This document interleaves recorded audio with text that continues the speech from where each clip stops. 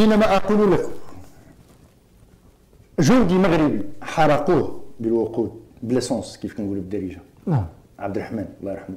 حينما أقول لك دفنوا عليه فريدي في كيس ديال السلاح ديال ليبيا، هذا ضابط في القوات جندي. حينما أقول لك شنقوا الضابط موزون 93 90 من درس 90 أمام أعيننا، هذا كان زميل ديالكم ضابط أسير من أصل المنطقة وعاش في الدار البيضاء. هذا أعتقد أنه يكفي، لأن المئات ثم المئات من أنواع هذا العذاب. جعنا خدمنا الأعمال الشاقة 16 ساعة على 24 ساعة، دفلوا لنا فمنا وكلنا أشياء غريبة، وكلنا نفتخر بأسرنا، لأننا كنا نؤمن بقضيتنا، قضية عادلة، ألا وهو الوحدة الترابية. نعم. ربما الأخ المكي أدرى مني في العذاب، لأنه هو كان هناك من تحدث على قطع أصابع اليد، قطع الأعضاء التناسلية. نعم.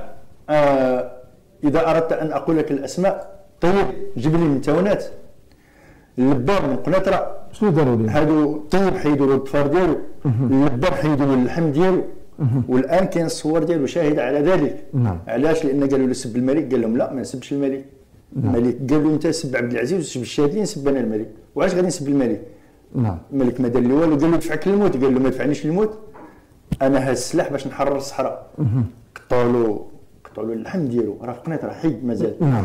أما الأخ طيب جاء عنده واحد من التركه ديال صحراء في 12 اكتوبر. نعم. وربما الاخ مكي يثبت هذه المقاله او يقدر يكون سمع بها. كان يخدم في الفران، هذا اسير لانه يقول لنا الشلوحه، الصحراوي يقول لنا احنا شلوحه. نعم. وجاء عنده شاب صغير في عمره 14 عام، قال ذاك الشلح اللي هو اسير، قال له اعطيني تشه من بورو، اعطيني شويه من الخبز. نعم. قال له بغيت نعطيك الخبز، قول عاش الملك. الطفل مشى قالها للقاده ديال البوليزارو، قال لهم الشلح قال لي قول عاش الملك. زقاو له عيطوا له، عذبوه عذاب اللي ربي الوحيد يعني به. كانوا كيديروها في ديسيبل ديال 70 سنتيمتر مربع. انا دوزت 3 شهور في الشهيد في الرشيد، لانني كنت درت محاوله فرار انا وبعض الاصدقاء. شفنا العذاب اللي ما عمرو حياتي انا ما شفتش. غادي نرجعوا باش تكلمنا على محاولات الفرار اللي قمتي بها انت وقاموا بها عدد من الزملاء والمعتقلين اللي كانوا معك في سجون ديال البوليساريو. غادي نرجع عند السيد داه، يعني هذه الممارسات اللا انسانيه حقيقه ما كاين زعما حقيقه يعجز اللسان على الوصف ديالها، ما كيقدر يقوم بها اي انسان الا من جرد من ادميته.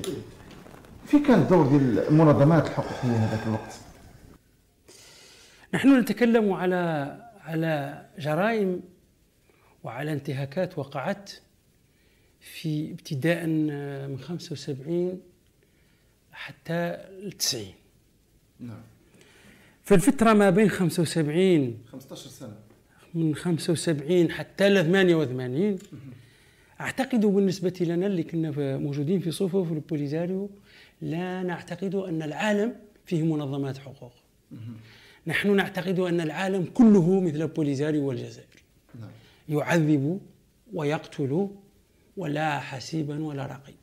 لأنه يا أخي أنت لا يمكن أن تستمع إذاعة، فهناك بعض الإذاعات يعني المحطات الإذاعية هذه البسيطة، الراديو تنزع منه الآلات كي لا تسمع الصوت بريطانيا. نعم. الصوت العربي، صوت القسم العربي في بريطانيا. يا أخي أنت لا تشاهد التلفزة، لا تجد المناشير، وكل ما تراه هو التعذيب والتقتيل والتعسف.